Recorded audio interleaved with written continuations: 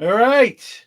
Good Saturday morning. Hope everyone's doing well here in the Northeast. We are getting pounded by snow. I'm looking out my window and it's a whiteout pretty much, and I can't see even the cars going by on my road if there are cars even going by. So hopefully the weather is better in your neck of the woods out there.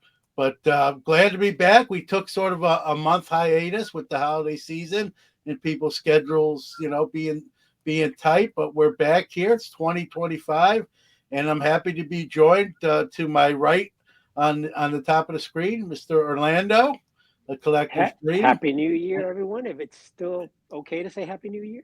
Yeah, it is. I think I don't know what the shelf life is on that. If you haven't seen someone since the new year, I think you can Right. do it. And below us, only on the screen, Dr. James Beckett. Good morning, sir. Hey, John. Hey, Orlando. Happy New Year for sure. We're still January. Resolutions are still in force. Yeah, and me and Danny did some hobby ones last night. I'm not a big resolution guy, but there's some things I try to focus on and do a better job with. And we got some hellos coming on the screen this morning. This show, what we're going to do, gentlemen, is kind of go through 2024, the year that was. Go over some of the hobby headlines that made those hobby headlines, and kind of wrap them up, put a little bow on them, maybe talk about them in respect to how does it going into 2025, what that's going to mean. And as always, with the chat room guys, give your opinions. I'll share those comments on the screen, and then myself, Dr. Jim, and Orlando can even play off the individual comments as well too. So we're not going to someone's asking for the link, so let me put it in there before I forget. All right, there's the link, guys. It should be coming up. There you go. Um, we're gonna go through these kind of quickly because we got like 10 or 11 of them, but definitely again going to play off the. These are in no particular order, and we can kind of put two together, right? We saw a lot of celebrity appearances and collabs in 2024, and it kind of goes along with the birth of Fanatics Fest, which took place in New York City.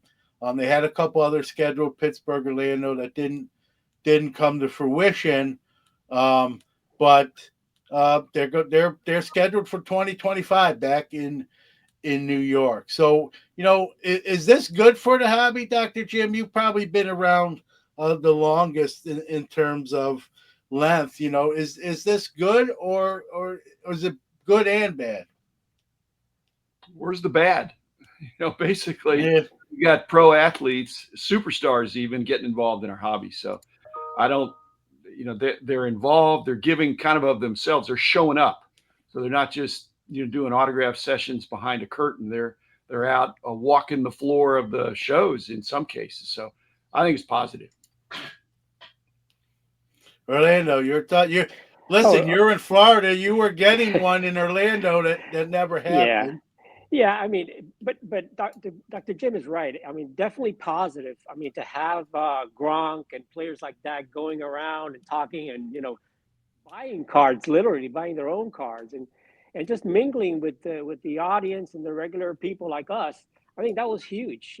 But yeah, you're right. The negative end of it was that they couldn't do it, repeat that another place other than New York so far. Now, hopefully, they will now with a little more time, but I think they just kind of rushed it and decided, hey, let's do this, let's do that, and they set the times, and then they couldn't fulfill it, couldn't make it as good. But like you said, it's going to happen again in 25. So let's look at that.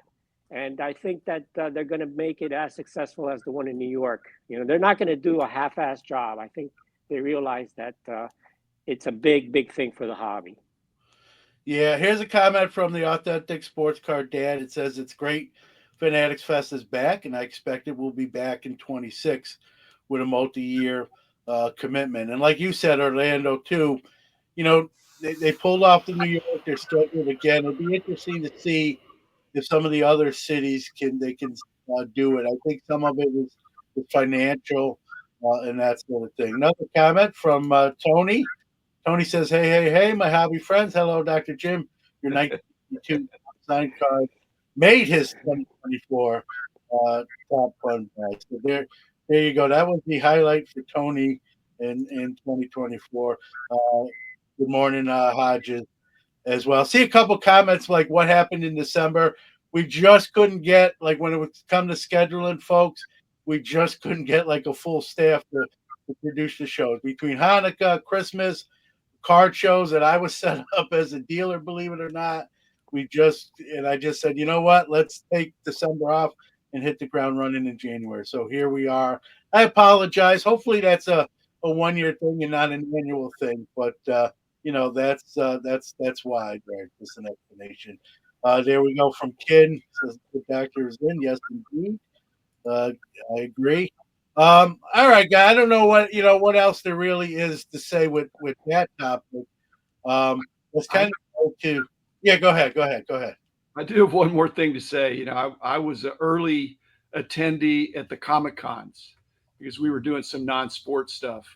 And the Comic Con is a huge phenomenon, but it's most closely associated with San Diego. There are other locations, but it was many years before the Comic Con embraced other venues, other locations. It was synonymous with San Diego for so many years, a certain weekend of the year.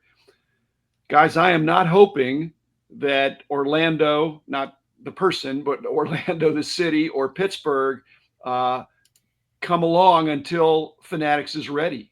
And I'd like to see them do a few more Javits because I think that's where they're going to get the maximum bang. Lots of bucks, but they're going to get a lot of attention from major media being there. I'd like to see them perfect that before they go to, because Orlando is a wonderful city, but they were not ready. They were not prepared. And to come off half cocked in either of those other locations would have been bad. So I'd like to see them get a good run in the Javits Center for a few years and have people saying, you've got to bring this to our city before right now they can't replicate New York City, Manhattan in Orlando. It's a completely different vibe. So I'd like to see them give it a few more years and make it like the Comic Con where you're just thinking I've got to be there, and they're not quite there yet. So if I heard you right, Dr. Jim, and you correct me if I'm wrong, you really don't want them to rush it into other cities. You want it to get They've it down come to to the that. science. They've come to that same decision. Yeah. It's not a moneymaker Yes. for them. It's a promotional thing. It's going to be good for the hobby, but it's not a promotional benefit unless it's super well done. They've had some, middle management at least, if not leadership changes, and probably some philosophical differences of how to do this new kind of show, which for a while it might be unique to New York City. Then that's okay. Yeah. Mhm. Let me mess. I know people are saying we're too small. That's just we can go back. Here we go. We're a little bit bigger. We got rid of the 63 tops circles there. So we can see more of Dr. Jim's card Oh boy. collection. That's Yeah. all that was about from the comments. People are like, we're not seeing enough awesome cards All you care behind. about, all you care about is the Leaf Jackie that's still visible. Well, I got one, but if you ever want, I I know would gladly, right next to my left ear. I would gladly trade mine for yours. Blind trade. I know yours is a little bit in better shape Okay. than mine. All right, guys. But Let's. that was a great comparison with the Comic Yeah. Con and Fan Fest because I think that those are the events that really boost the hobby. And look what's happened with the Comic Con. I mean, it's a worldwide event, and I think that Fanatics can become that. There I we hope. go. Adam says to not see Dr. Beckett's Great Wall is the and I agree. So you got the Great Wall of China, you got the Great Wall of Dr. Beckett. So probably 1A in the grand scheme. I've been to the Great Wall of China, and I've seen it's thousands of miles long and much more formidable. There you go. All right, next story we're gonna cover here, guys. This made the news, was prominently displayed at the National. The Babe Ruth called shot jersey wound up selling in the end for $24.1 million on Heritage auctions, the highest ever for a jersey and sports memorabilia sale. It's obviously if it's the actual jersey, which I know some people sort of called into question on their side of things, but assuming it is, I mean, it's a great piece of history. I don't, I don't think the owner or the buyer was named or came forward. If they did, I missed it. But kind of thoughts on this item and just the auctions. I guess some of the crazy auctions we've seen in 2024, which will obviously continue into 2025. Yeah, it's been, I think, a big year for memorabilia. Not just the Ruth jersey, but there's been a lot of other stuff like Jordan sneakers that went for millions of dollars. I mean, look at the shoes, Dorothy's shoes in the Wizard of Oz that went for what, over 30 something, $32 million. And it looks like there was also the original photograph of Mickey Mantle in, with the 51 Bowman that went for, I think, eight or $900,000. So there's a lot of money, I think, this past year that went into memorabilia, big money in memorabilia. Yeah, I mean, we said a few years ago that why are you paying millions of dollars for a tiny swatch on a Right. 2.5 by 3.5 card when you could buy the whole jersey? Well, now you can't buy the whole jersey. But to me, I just somebody wanted it to pay that much, so that makes these very, very unique items. And the photo matching, Ruth had at least two jerseys every year. He had a backup, and so it could be contemporaneously photo match, but photo match to the game. It's an inexact science. And as far as ruby red slippers, I had a friend that owned the ruby red slippers. Wow. Newsflash: there's more than one pair Yes. From the movie? from the Yeah. movie. They had a backup pair, at least one backup pair, They say there's Wow. three pairs out there, but this was the first at least one that two, she and probably wore or three, something. right. Yeah. Yeah. But yeah, so It's there's crazy. there's foot stains inside the slippers, whatever. I mean, it's just anything There's that Judy. it There's proves Judy Garland DNA.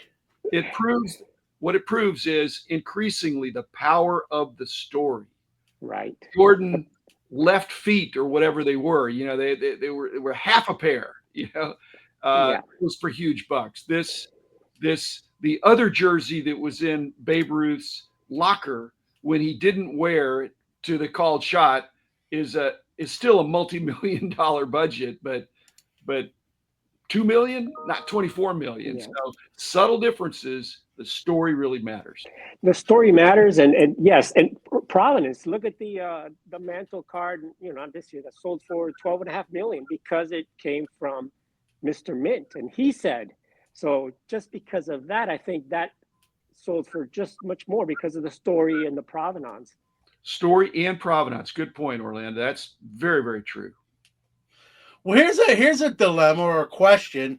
Let's say it comes out that jersey, the one that went for $24 million, the real jersey, if it's not the real jersey, so the real jersey comes to light that this is the called shot jersey. Can the buyer of the $24 million jersey go back to Heritage and say, "Listen, I bid on that, assuming that was the one.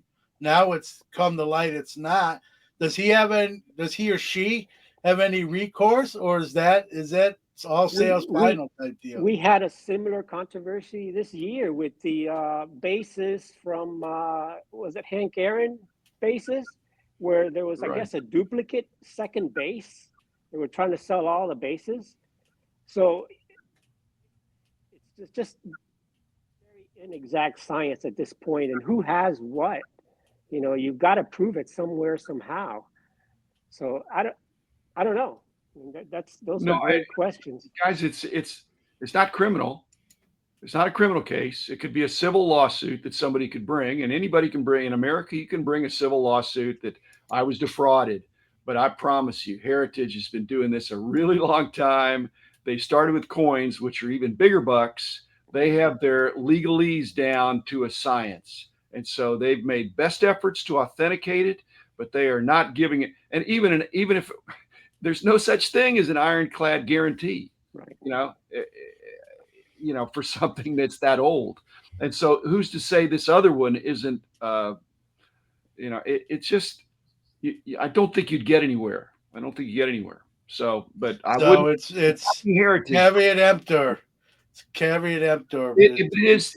That's written all over this industry. Yep. You What is that? you can't cheat. You can't lie. They didn't cheat. They didn't lie. They didn't steal. So they didn't commit any crimes. Right.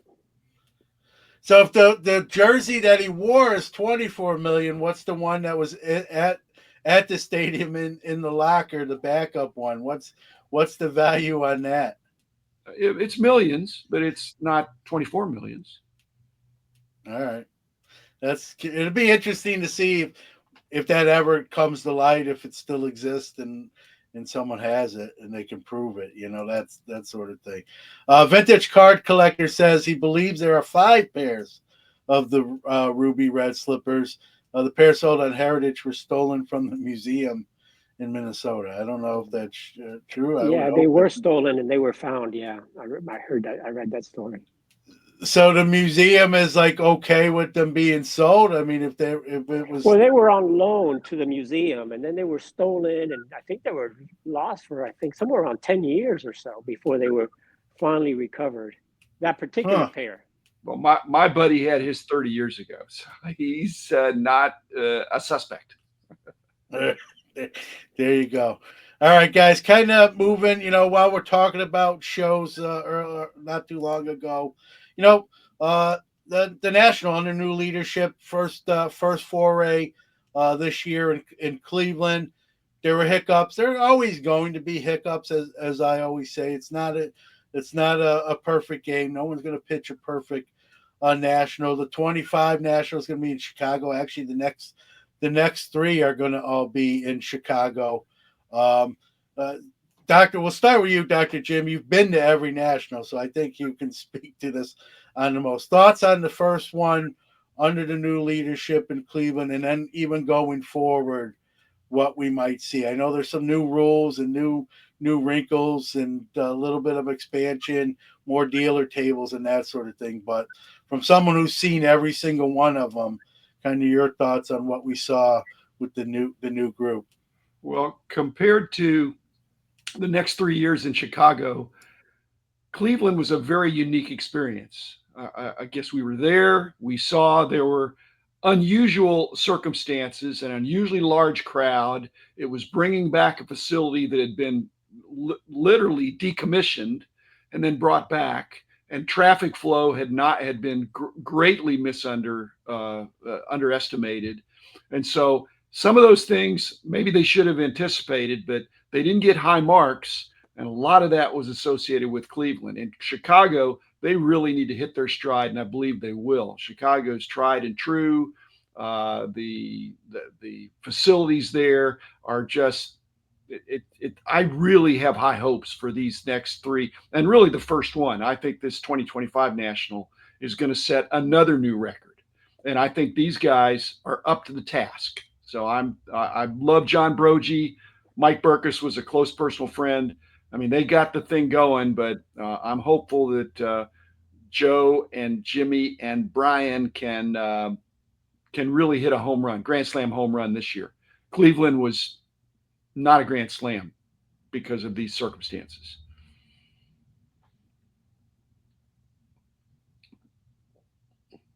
We can't Orlando, hear you, John. Okay. Yeah, there you go. Yeah. Oh, yeah. I agree completely. Cleveland, the location really was the main problem. I think the in and out of that place was just ridiculous, and we can go on and on with the bathrooms and stuff. But the bottom line, I think, is Chicago is going to fix everything. Just the location alone is just so much more convenient. I think it's going to be much bigger. than Cleveland.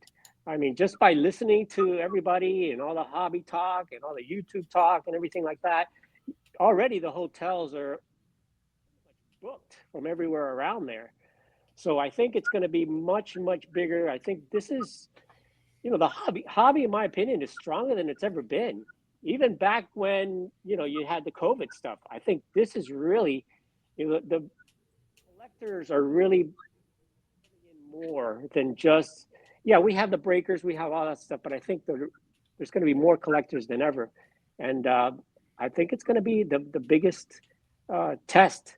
Like Dr. Jim said, this is going to be it. I mean, they really have to put out a full force effort to make this one the best one ever. And I'm hoping to see what they do with the layout of the place. And, they're adding more tables and more dealers.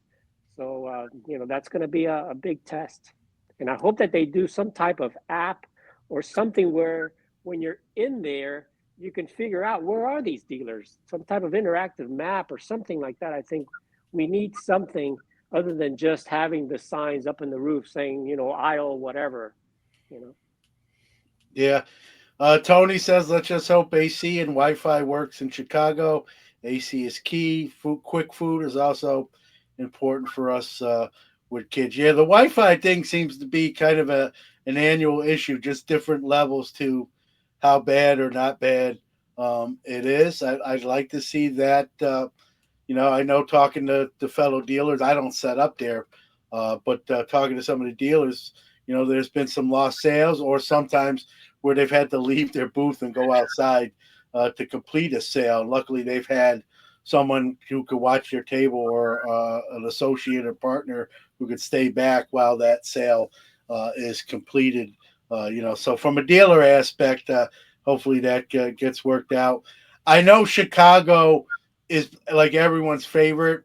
I like the venue. The only complaint I have, and it's a selfish one, is I have to fly. So it costs me a little bit more money. I have to take a little less stuff, if you will. But there's worse things in life, right? Than that.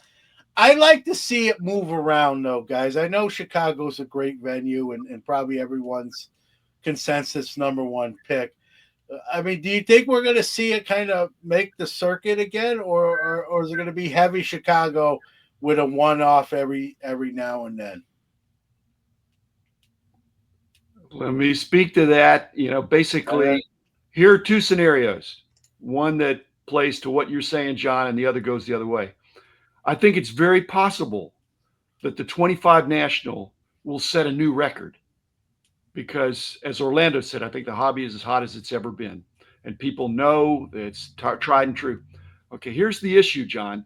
If the 26 National is even bigger in Chicago, if the 27 National is even bigger, another new record attendance, you're going to find that Chicago is going to always be the national if it Yeah. sets three new records.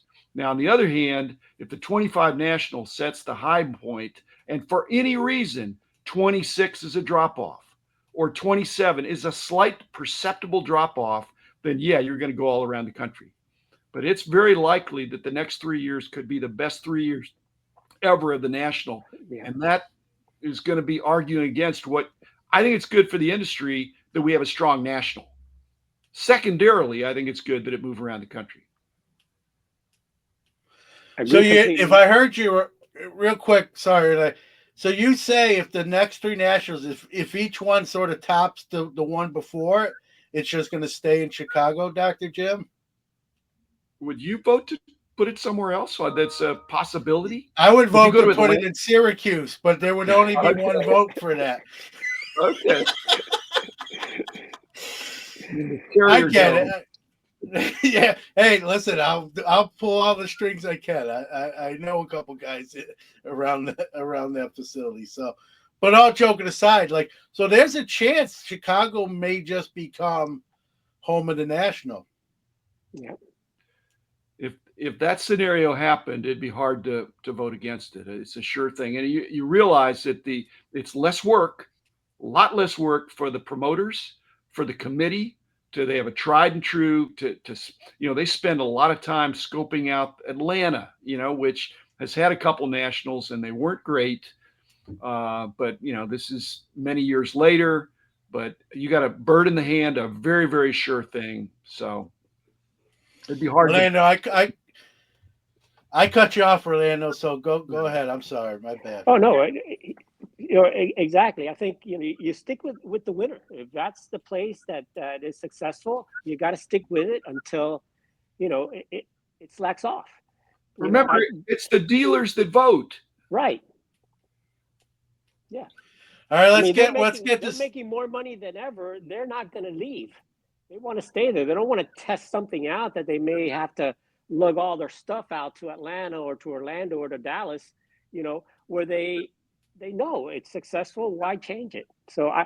But you know what? I do like it there in Chicago, and I think I wouldn't have a problem making it semi-permanent there. Maybe every, I don't know, 5 years change it. But I like it in Chicago. I think it's the perfect location.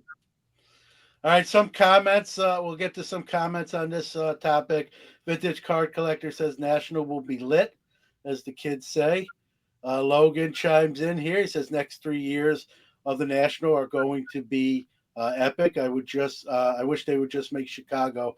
So Logan says, hey, let's just keep it in Chicago. Bo says Wi-Fi will be spotty and it's going to be hot. Set your clocks to it. And but Logan says, hey, it's 2025. For God's sakes, Wi-Fi should not be an issue. Tony says, yes, John, I like when it comes around. John Brogy says, y'all are spoiled. I remember having to go to the lobby at the Westchester County Center to process credit cards ordered. I remember credit cards when you'd have to run it through the machine with the carbon copy and slide the bar across the top. And here's an interesting comment, guys. Hobby may have outgrown Rosemont. I don't know yet, but maybe the potential is there. And I want to get to this topic comment too. White Sox Tom says, I guess the National will never be on the West Coast again, and they forget card collecting exists. Go ahead. Here's the scenario. Again, Rob Veras, the Burbank show, which has become the West Coast almost national, they start pulling six-figure attendance over a West Coast show, they will get serious attention for national consideration if they want it. But Rob is now closely aligned in his business with Fanatics. If Fanatics said, you know what, we support Rob, he's already drawn 100,000 for a regional show, we think he can draw, with our help, 200,000, in Anaheim Convention Center, wherever it would be. That would get serious consideration. And it should. Bo says, hey, it's already outgrown all the current venues. Most likely cost prohibitive to move it to a much larger venue than Rosemont. I don't know how many of those exist. I'm sure there are, and where they are, I don't know. But guys, Rex? Yeah, but large, we don't need more dealers. We need probably some improvement in the dealers. But we don't need more dealer booths. We maybe a reconfiguration. And so basically for the National to get bigger, to get 50% bigger, we don't need 50% more booths. It's hard enough to see every booth when you're there. Okay. But more customers, who wouldn't be in favor of that? And if it's a little bit more crowded, as long as it's not fire marshal prohibitive, then bring them on. Bring on more customers with big fat wallets. Good point by Rex here, guys. He says, I believe the promoters have a better chance of enhancing and improving the National when it's in the same place every year. I agree with that. While I don't necessarily want to see it in the same place every year all the time, that's a great point, right? If it is, it's easier to make improvements and figure out what you want to do from one year to next year when you're dealing with the same four walls, right? If you're moving every year, it gets difficult. Tony says, if it stays in Chicago, at least we will have the National Light 3 times per year, aka the Philly show. Papa Jim Carruthers, Happy New Year, gentlemen. How far out would the committee have to look to make a decision on a new national location. I'll let Dr. Jim answer this one. It was my knowledge it's at least 2 to 3 years before they can vote, change but their see, venue. the vote will be in Chicago for the location that is put forth for 2028. And so it's the dealers that are at that show will vote at the show, on the Saturday morning or whatever it is, for where they're going to already know this was a great show. And if Chicago's one of the choices, they're already there, bird in the hand. But yeah, I think they're 3 years out. Another great comment, and this is from someone who knows, right? Mr. Baragi says, from intimate experience, Rosemont is the easiest building Right. to run the national at. Richard says, "Hey guys, I'm from Cleveland. I've been to every Cleveland show as well, a few Chicago ones. I like Chicago, but Cleveland can likely improve on the last one. They didn't even use the full site. I think with Cleveland, they need some hotels closer to the IX Center, and I've heard that's a possibility that may occur." Dr. Jim There's zoning issues, John. I mean, basically, okay. you're not allowed to. Hotels. There's zoning restrictions for being too close to the way that's zoned. It's weird. You have to drive in a big circle to get around things. The problem is they don't have good roads. This is infrastructure, not hotels. The hotels, there are plenty of hotels. They're just 2 miles away. There are not enough roads. There's only one road in and one road out, or two roads in and two roads out, and that you could just have a drone fly over and see if there's no new roads. I am not going back to Cleveland. You need more than twice as many roads, not more shuttles, but more roads. Yeah, vintage card class. I've heard this too. I'm sure we all have. Nationals never going back to Cleveland, which is kind of sad because it's drivable for me. But it is what it is, right? It's 2025. I can get there. Most likely, it's just the cost. Our very own Chris Harris makes a comment. We'll kind of close this topic out with this one. Chris says, if it's in the same city every year, is it really a national? I mean, I get what he's saying, but it's still the national.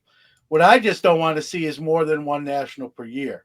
Just have one wherever it is. If it's the same city, when I think it's not the Nationals, when they start adding, when we've heard rumors in years past, hey, about adding a second national, have two a year, then I think the bloom comes off the rose. But if you're having one, it's called the national. It doesn't necessarily like where it is doesn't really bother me as much as if they just added a national to a national in the same calendar year. So that's my take. Your last thoughts here, guys, on this topic? Everybody's got an opinion, John, and and many of the opinions are self-serving. And the problem with the self-serving opinions is that the vote for where it's going to be is done by the people who are in Chicago, who are already thinking, hey, I'm having a good show in Chicago. So on the other hand, if we hadn't been to Cleveland, then there was a mirage of a person named Mookie Chilson that I discovered was a real person by waiting for such a long time to get off the property. I wasn't accosted, but I strategically bumped into him and found out that he is not a myth. He is a reality, just like I am not a myth. I am a reality. Well, you're not a myth. You're a man. They say man, the myth, the legend. Take the myth out. If the other two are still correct, though. All right, guys. We can talk, and then we can probably do a whole show when it comes to national talk because people love it, right? It's the Super Bowl. The hobby is I don't know if I'm the first one, but I coined it that. But 2024, right? And this is not a new story per se. It happens every year, but it really seemed to really ramp up, right? We saw more thefts between burglaries of stores, the $2 million card robbery in Dr. Jim's backyard with Ash. And I think even some of the burglaries, ramped up. We had, the bullpen. It was during opening hours, and they zip tied the person running the store and put him in the back of the store. And so it's scary as a former LCS owner myself. This I hate to see these because you work hard to build your business and acquire your inventory, and someone, whether it's daytime or nighttime, busts in and takes your hard earned inventory. You know, it's obviously going to continue. Unfortunately, there's no magic pill here. But are we going to see anything maybe to curb this? I know a lot of the stores now, guys, are going to shatterproof glass. That's a little bit obviously of a deterrent, but you got to have insurance, obviously. But I think with all these burglaries, what happens to insurance, right? Insurance goes up. Kias get robbed, and if you own a Kia, your insurance is going to cost more money. We don't spend a lot of time on this topic per se, but just some of you owned a store as well, Dr. Jim, back in the day. Just how do we make this less of a story? Maybe is the question, or can we? Well, I think most criminals still are rational.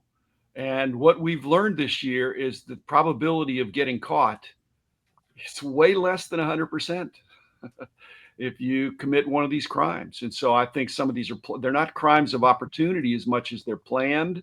There's some they're following people, and I think it's terrible. And if we get the chances of getting away are 1% instead of the perception is I think it's 50%. We don't the thefts continue, but I'm not hearing about the convictions and the punishments. The one guy in Strongsville got put in jail for 4 to 6 years, but that's because he won't disclose where the other two cards are.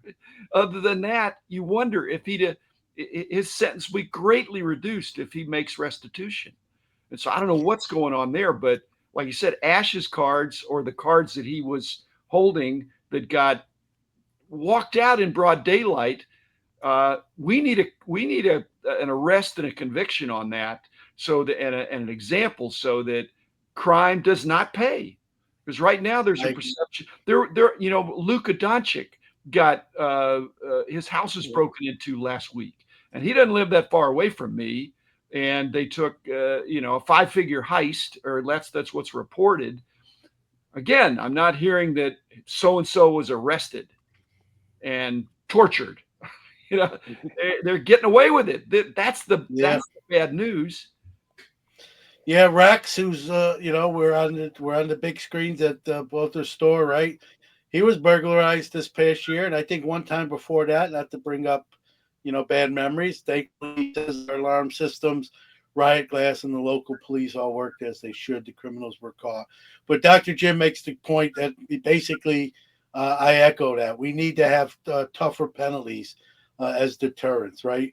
I'm a teaching assistant, right? If a kid makes a mistake and we have to some kind of punishment, right? If the punishment isn't severe, it doesn't deter another kid necessarily from doing it. You hope it doesn't happen, excuse me, in the first place. But when it does, right, we need to have, specifically too with theft and burglary and robberies, we need stiffer penalties to again send a message to burgeoning criminals like this is what you're facing if you get caught. And Yeah. until that happens, I hate to agree with I don't mind agreeing with you, Dr. Jim, but unfortunately, I think you're right. I think this continues until that ever occurs. I Yeah. was kidding. I was kidding about the torture. I'm on the borderline, but you were kidding. I'm like at some point. No, I'm kidding too. But we gotta have some sort of stiffer, penalties and that sort of thing. Otherwise, this will just be an annual thing. Go ahead, Orlando. Yeah, they really have to. The police needs to really step up their game and at least give us some updates on what's happening with some of these bigger cases. And I think that dealers, they're going to have to set some cameras up themselves in their booths, even if they just put a cell phone there or something, because you can't just depend on the security. I know the security is going to be better than ever. They always say they're going to have cameras, but what's happening that I've noticed is as the hobby grows and becomes more popular, more of these criminals are seeing the big dollars that are in these cards.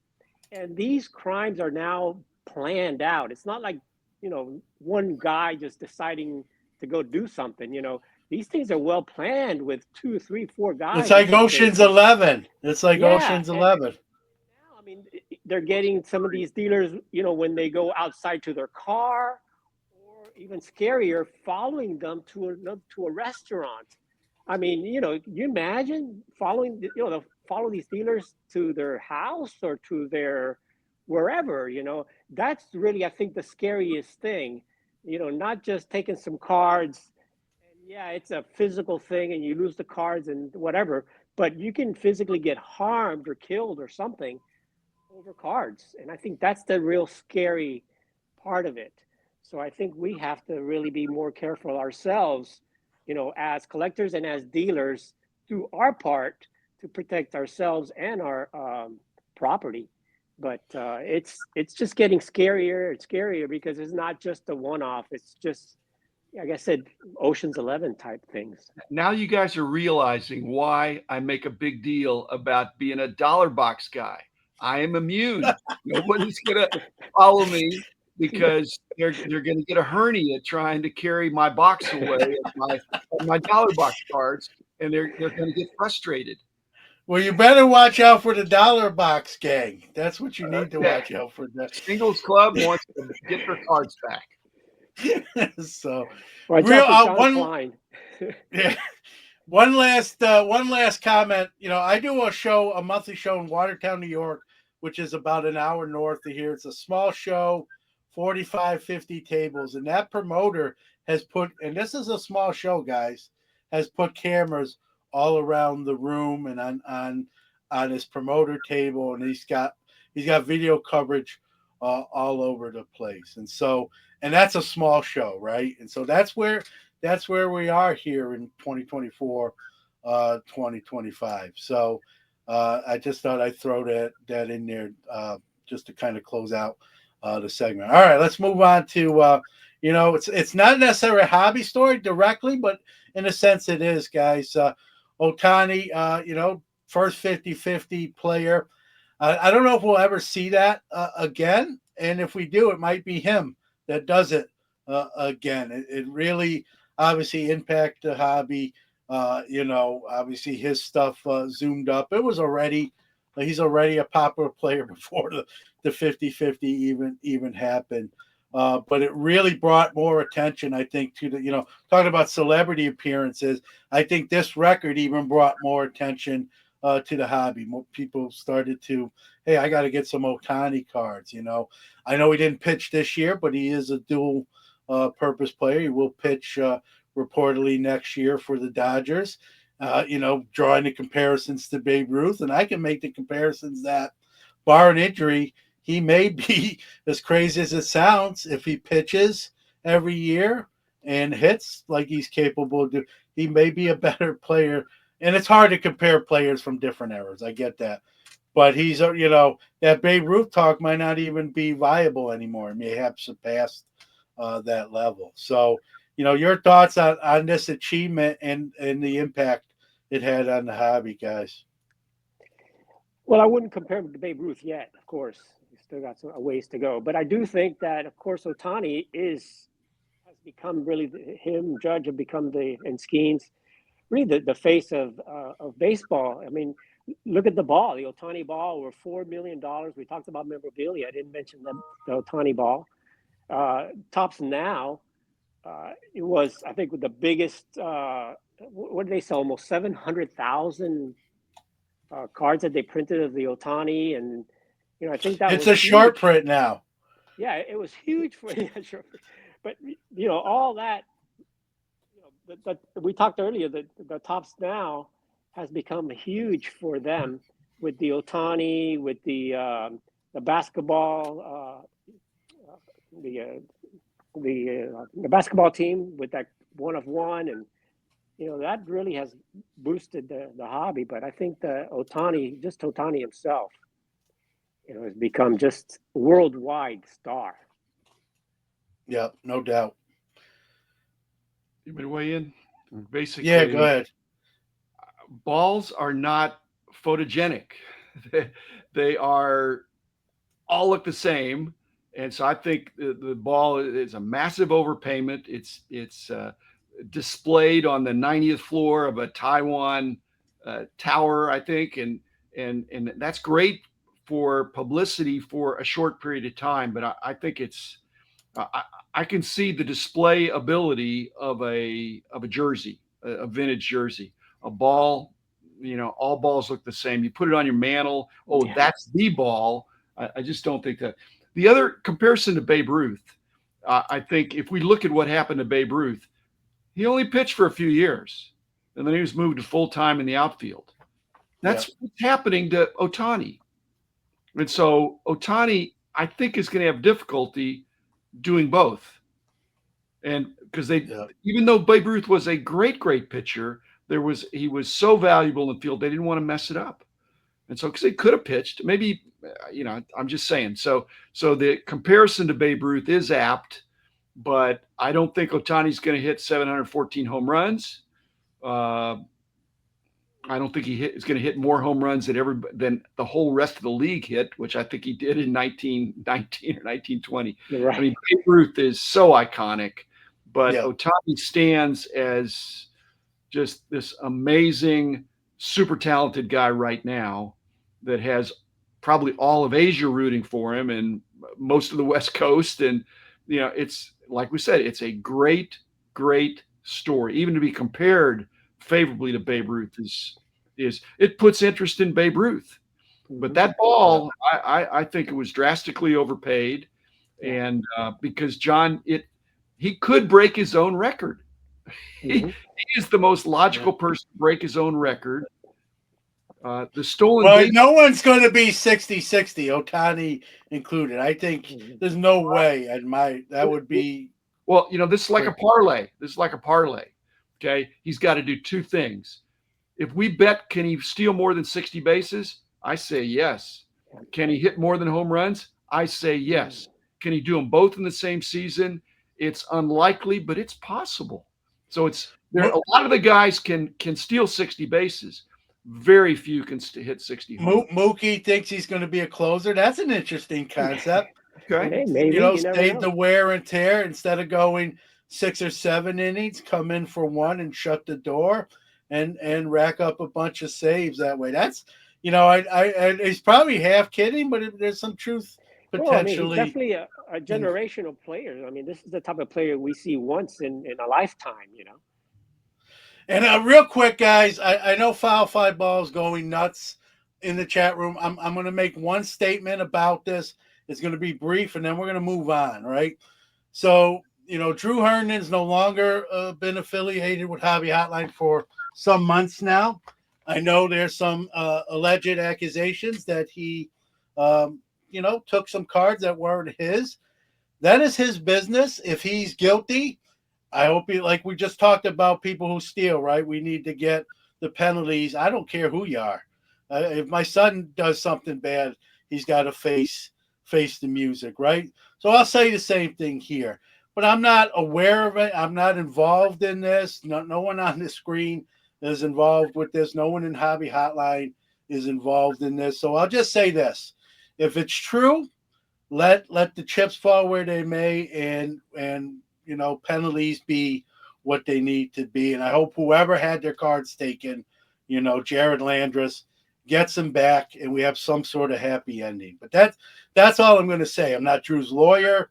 I don't even have any kind of interaction with him at this point, so I can't really comment any further than that. Ask Drew, ask Jared Landrus is all I got to say. But I think I went on probably more than I should have, but that's all I'm going to say. All right, guys, let's get into our next subject. This is a huge one. The debut patches made their debut this year, and bounties, which bounties aren't really a new thing, but bounties really came to the forefront. Because of the one-on-ones of these major league debut patches. And I will say this: I can be critical of Fanatics at times.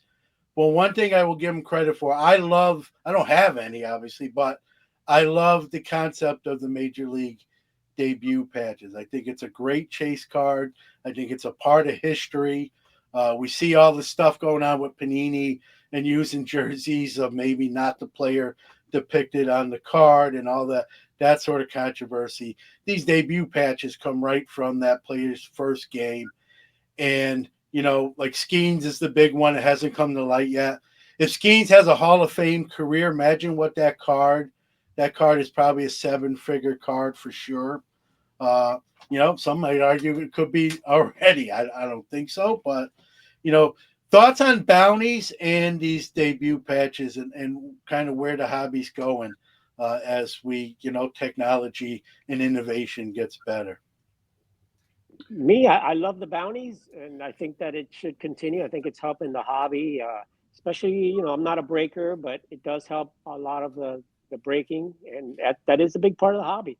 And I think the MLB patches, that those cards are just going to be iconic. I think the best idea that Fanatics or Tops has come up with, I think, are those MLB debut patches, and I think that's going to be the future. I think they're going to continue those on for many, many years, and people are going to look back at these first years, and they're going to be very, very desirable. I think in the future. I mean, you got players that people won't recognize, but the key players, the popular ones, I think those are going to be very similar to the basketball. Like LeBron, the what do we call those? The logo man. And for the first time, guys, to my knowledge, I'll let you know, we had with the Pirates actually getting in on this bounty and offering up, a reward basically if they could get the Skeens debut patch. Offering like season tickets, suites. Livy Dunn even threw in, you could sit next to her. You can meet Paul Skeens. You get some art. The list went on and on. So now we're seeing like major league or professional sports organizations, get in on the bounties and get involved in this card. I echo what you said, Orlando. I think it's the best ingenuity or Fanatics has came up with since acquiring the Topps brand. And like you said, I think it'll be an every year thing. Make the bloom come off the rose a little bit, as because it's not a new thing anymore. Sure, but it's still, you pull a one-on-one major. I don't even care who it is. That's going to be a pretty cool pull. Breaker pulls it, as they're going to make a lot of noise and say "Let's go" and woohoo and all that stuff. Dr. Jim, I'll Three have things, you. guys. Do you have, first off, my one question I want to start is the Skeens one-on-one debut patch behind you on that wall, and you just haven't told anybody yet? I am a longtime Pirate fan, but no, I'm not. I'm not ripping wax to try to get there. Let me make 3 points. Okay, number one, you guys are focusing too much on debut. The focus really here, I think, long term is going to be patches. The Yeah. fact Yeah. that they now have removable patches that they can put. There'll be all-star patches, there could be birthday patches, there could be any number of things, because the hobby is known for beating a dead horse. And so there will be additional patches. That's number one. Number two is we have now seen, because of some uproar, that patches, debut patches bounties and other kinds of bounties are going to be increasingly time delimited. In other words, you've got 3 months to claim the bounty. It can't, for accounting purposes, you can't have a bounty that's everlasting. You can't close your books on the year with you having this outside thing. So I think all bounties will have time limits, and they need to be short. And that dovetails into the number three thing, is that along with the CT scanning means product is intended to be opened sooner. If the bounty is only good for 3 months or 6 months, you need to open that stuff in 3 to 6 months, and that eliminates some of this chance that you've got that something's been CT scanned and you know what's in there. Okay, just Yeah. get How the product and open it.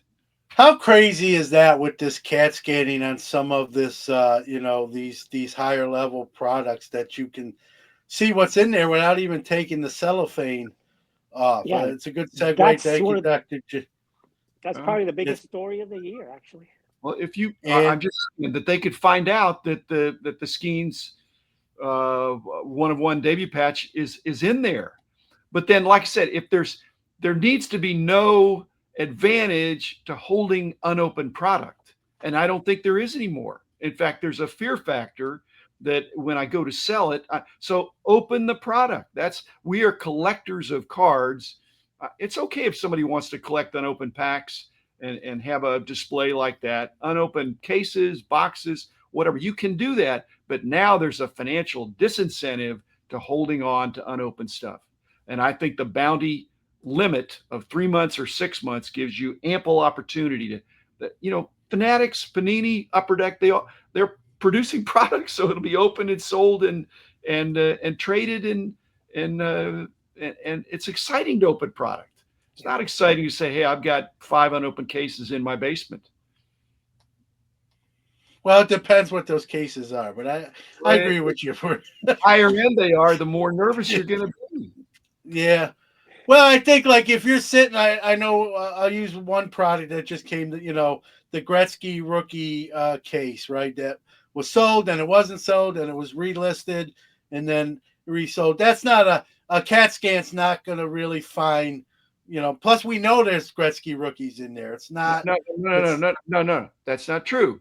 There are 2 Gretzky rookies in some of the boxes, and one yeah, Gretzky rookie in some of the boxes. You could use the CT scanner to open up the case, which again, the uniqueness is it's an unopened case, but it has been opened and then yeah, resealed by baseball card okay, exchange. And so somebody they could reopen it and look at each individual box and say, I'm going to sell the ones that have one because I've got 2 lottery tickets. If I've got 2 Gretzky's in there and I've got one, so they're twice as good. So this is scary, guys. This is scary I because know this. criminals are more sophisticated than I am. They're thinking, how do you beat the system? It's fun when this story broke. It just blew my mind that a piece of medical imaging technology used in the health field has serving this purpose now to you know do illicit stuff in the hobby. It's just crazy, and it just brings, like you said, Doctor Jim, that distrust level, right?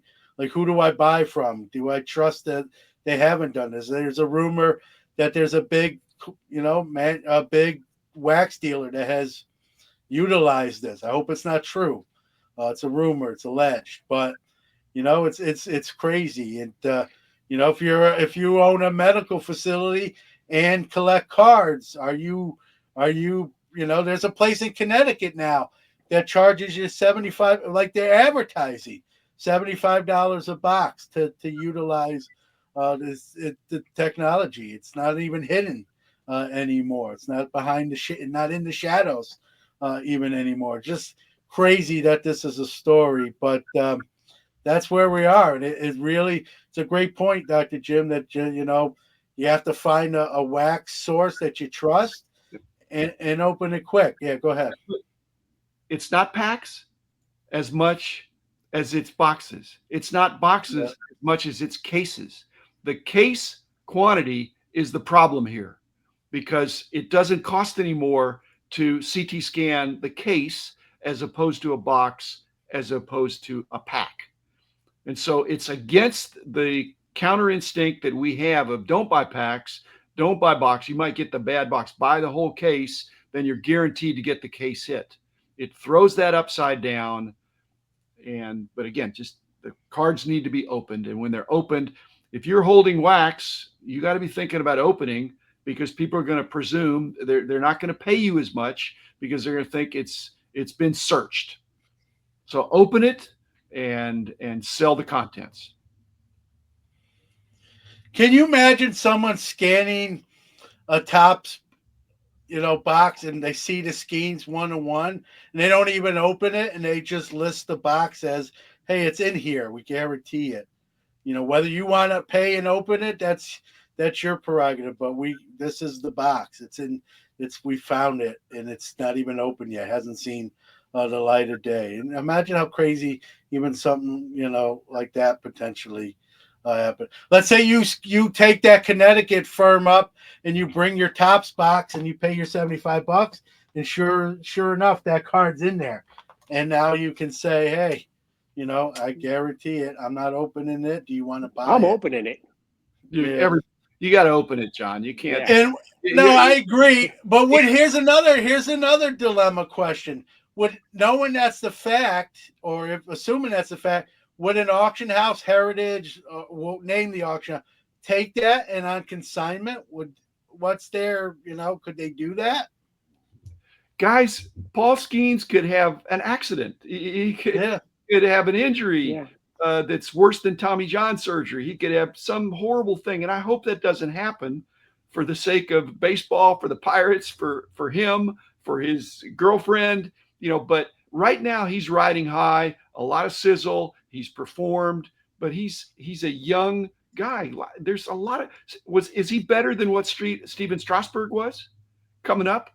I don't think so, but Steven Strasburg is no longer moving the needle in our hobby. And so, again, my point is, if what we come out of this is buy the product, open it up, and deal with it, and then because Paul Skeens, that value could go from $1,000,000 to $5,000 if something horrible happened to him or he had this, and I don't want that to happen. So if the bounty is going to expire at the end of the year, then you're thinking, I need to open it and deal with it right now. And that's what collecting is supposed to be. When I was a kid, last year's cards were junk. It was people only cared about this year's cards when I was a little kid. Yeah.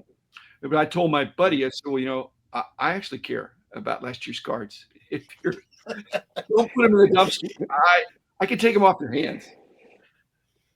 Well, you didn't convince Mookie. He's keeping his 87 Tops rack pack with Gooden on top still sealed. And let's I don't have them necessarily right around me to put on screen, but I do have some sealed wax with like Stars Show, and that's a thing that I don't want to say I collect, but if I pick them up from time to time, I'll keep them kind of that way. I got some like 89 Fleer with Griffey's on top, still sealed, that sort of thing.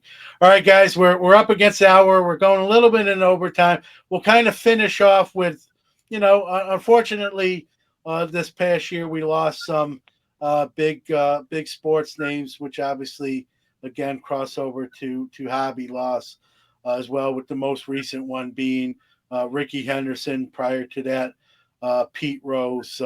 If anyone wants to put in the comments some other people we lost, but it wasn't, we lose, obviously, as the years go by, we lose athletes and celebrity every year. This one seemed to be, some big ones especially towards the back half of 2024 with Ricky Henderson, Pete Rose, Logan Ward, Fred Lorenzen, Bobby Allison on the racing side.